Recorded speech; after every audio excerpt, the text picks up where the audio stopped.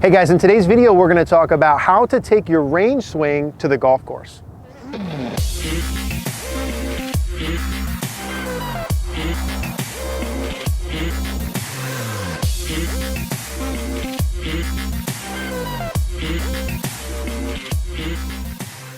Hey guys, I want to talk to you quick here about CogornoGolf.com. Now, for most of you that hopefully know, we have CogornoGolf.com as our online community, our membership site, full of golfers like yourself and myself looking to improve. Now, a lot of you guys ask, where can I send my swing videos in?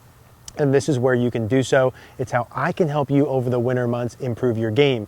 As a member of Cogorno Golf, you get access to our Facebook group where you can post your swing videos up, get feedback from myself and the coaches at CogornoGolf.com, help you identify main priorities, what you're supposed to work on, drills to do, etc. You also get access to everything, including everything on the site, the practice section, the quick fix section, as well as all of our master classes. So guys, check out Cogorno Golf if you haven't already. I would love to help you over the winter months, and that's where we can do so. Thank you.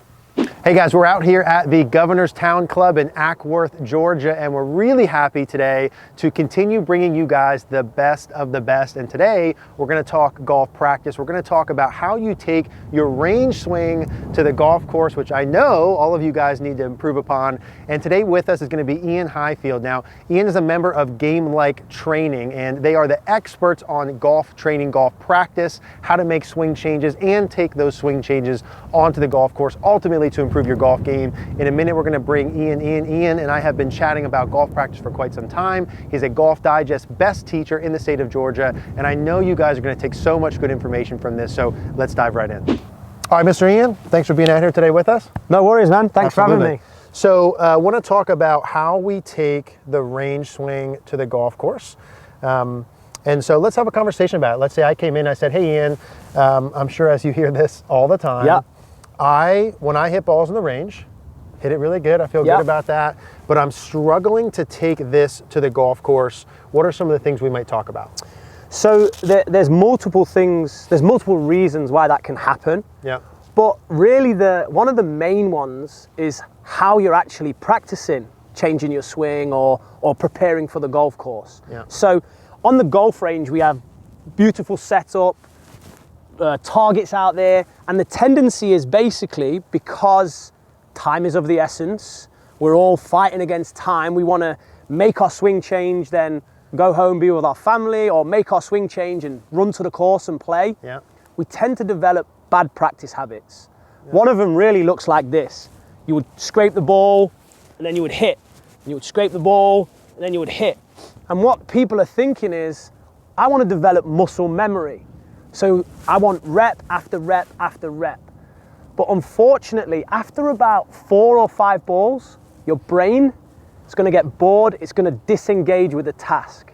So there's some really simple things that we can inject into our practice that are more likely to help us make swing changes stick and then transfer to where it matters, obviously the golf course. Yeah, and let's dive right in, man. Let's talk about that. Let's say I'm going to come here, we got a golf ball set up, and obviously the range balls I'm going to hit. Yep. And I'm prepared to come in and start raking and hitting, raking and hitting, raking and hitting. Yep. So I'd like for you to convince me otherwise. What could I do instead of that? Super simple. Yep. I would say if I came here and you were about to practice, if you were one of my students, you'll know when you come to this course which students I coach. Yeah. Because they'll do this. Yeah. I'd say, Eric, can you pick up the pyramid of golf balls? Yeah.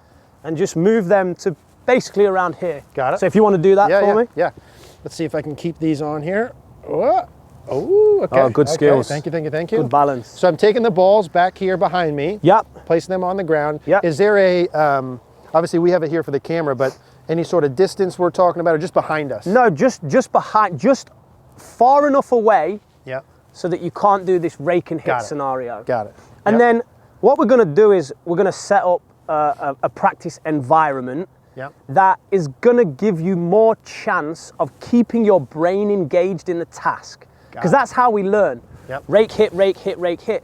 You might start to feel good and you might start to get that little push draw going. But I would say if that person who's raking and hitting waited 2 minutes and then went back, that normal slice is coming back, right? Yeah. So we want to set up an environment where we're challenged to keep our brain engaged. And so the time in between yes. the shots that I'm hitting is a part of, maybe, right, the first part of that. Vital. Got it. So the clever people, Yeah. the scientists that discovered it, Okay, yeah. not like us, not like us. People who study at universities, who are professors in this, would call this the spacing effect. Spacing effect. If you put space between each shot, what's going to happen is every time you go into the ball, you have to engage your memory. Okay, how was I successful on that last rep? Okay, how on that last rep did I not quite make the movement I wanted? Let's correct it, rather than just going like this.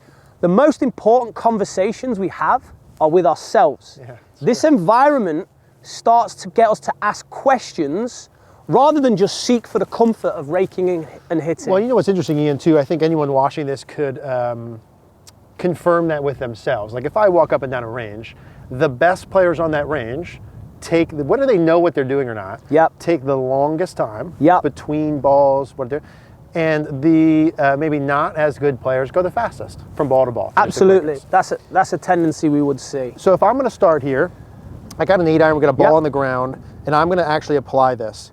So am I going to go? I'm going to hit a ball, walk back, grab the ball, bring that up, and that initial little practice is introducing that spacing, that time element. Absolutely. Okay. So what are you working on in your swing? Now?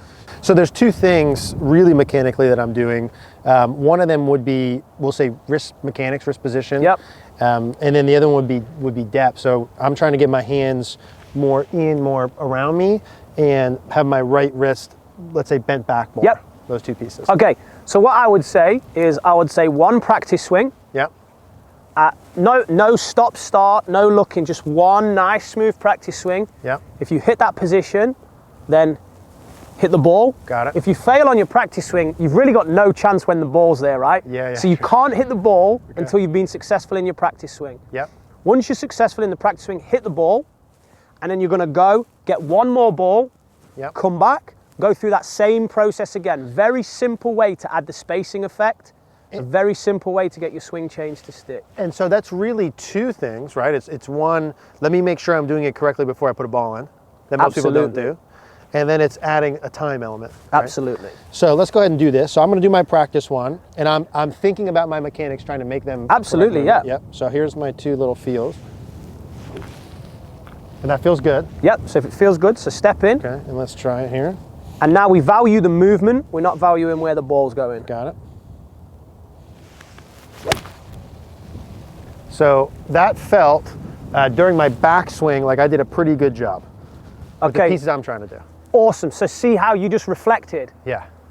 That's learning. Yeah. Most people on the range, by the time you finish that sentence, they're like, I got it. Hit another one. I got it. Yes. So we don't. It's not about being able to repeat the same movement. It's about losing the movement and being able to rediscover it. So now go get your second ball. Yes, sir. And what I'm hoping you've lost that feeling. Okay, thanks. Because now you've got now you've got to rediscover it, right? Yep, got it. So just that simple walk to the ball. Yep. You would reflect. Yep. You come back. Now we've added some space. So just go through that same process again. So practice swing, feeling my pieces. Yep. So I'm feeling my right kind of palm towards the camera and deeper. Yep. That's good. Now I'm also feeling like I'm doing that inherently at like 50%. Yep. Like that, don't like that. Love it. Conversation. Love. Okay. Love it. So that felt good. So I'm going to try and do the same thing with a ball, giving myself feedback on the movement, not the outcome. So same thing, right wrist back and deeper. So that also felt like I accomplished it during my backswing. Good. Okay, awesome. So now you said something very interesting, and you're accomplishing this. So this is great place to start. Yeah. We can actually take the challenge up a little bit more, based on something that you just said. Got it. You said I'm inherently doing this at 50%. Yeah. Right? Yeah. So what I want to do now is I want you to get 4 golf balls from this stack. Okay, let's do it. 4 balls. Yep. 1, 2, 3, 4. And what you're going to do is you're going to work on your movement at different speeds. Got it. You're going to go 40%, 20% with the first ball. Yep. 40% second, 60, and then 80. Got it. Can I put them all here? Yeah. Okay. So let's say I, because this to me sounds like a level 2. Yes. Right? Yep. So you've leveled up. Let's say I didn't do that, right? Let's say that I wasn't connecting with what I wanted maybe Yep. in terms of the accomplishment of that. As I'm doing this first phase where I'm going back, picking up a ball, putting it back in, those two pieces, making a good practice swing, Yep. accomplishing that task before I put the ball in, and the timing between, Yep. I would do that maybe for like 20 balls or my whole okay, set. yeah. So what I just showed is an effective practice circuit where you could set yourself 20 minutes Yep. to hit 20 balls. Got it. Okay. So if you don't have the discipline to hit the shot, walk slowly, self-reflect, bring the ball back, breathe, take your time, plan the shot, plan the practice. If you don't have the discipline to do that, if you have a tendency to speed up, absolutely. Set yourself the goal of going through that process 20 times, but give yourself a time of at least 20 minutes, 1 minute per ball. Love that. And now I'm gonna, on the spot, we didn't talk about this. Because I do mechanics a lot with people, that's the phase that I'm in with that. And feedback to me is really important. Right, the ability to really know whether you're doing something or not. So in these practice swings, now I have a heightened sense of what I'm doing because I see it all the time. Are you okay with, in this phase, them doing this mechanical swing recording, or should that be sort of a separate time frame? Yeah, I think visual feedback is very powerful. But right now, it would be more kinesthetic feedback. Got it. And what we're trying to do, again, if you want to take your range game to the golf course, can you film your swing and review it on the golf course? Can you have a coach behind you asking if you're on plane? You can't. So I would say no. Got it. In that setup, because what we want is we want to start to work out the ability to self-correct. So if you're not hitting the ball well, you executed the movements excellent and you were very happy. That's why we're leveling up. If you're not executing the movement, the challenge becomes, why am I not executing the movement?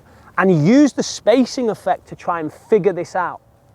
We go to the golf range sometimes to hit the ball well and feel comfortable. And that's not where learning takes place. Learning takes place in stress and chaos. So when a golfer is stressed out that they're not being successful, that's a great thing. You've lost the movement. Within that 20 balls and 20 minutes, try and recover it. And if you fail, go for a lesson with you. And there you go. Exactly. and I want to keep this first one, because we're going to talk more here, as basic as possible. So I don't want to get us down a rabbit hole here. But within this, one club, like if I'm going to do this maybe with an 8-iron to begin with, I'm sure there's more layers. So, if it's 20 balls in 20 minutes, start with the 8-iron. Already for you, I could see the challenge point was too low. So maybe rather than introduce this, maybe I get you to change club as well every ball. Got it. Because that increases the variability. So we're talking about out on the golf course, there's lots of space between shots. There's lots of variability. There's lots of challenge. Just by moving this pyramid back, just by saying hit one ball every 20 minutes, and just by saying have a practice swing, trying to feel the movement, we've increased spacing, variability, and challenge. We've made our practice a little step, not a big step, a little step closer to what it's like on the golf course. So you just explained and recapped that beautifully, but let's do that one more time, just for clarity. So maybe step one, beginning parts of someone who's been hitting balls at the range for years, just rake, hit. They can do these three things, we'll say 3 phases. They can make sure that they accomplish in their practice swing what they're trying to do before they hit, part one. Absolutely, Part two, they could put the golf balls behind them to introduce a spacing, time between. And then part three is they can have an outcome goal of, I'm gonna hit 20 balls, let's say in 20 minutes, as a total time. Absolutely. Is that a good little summary? Perfect. I would add as well, you're not failing if you can't access the movement. You're learning.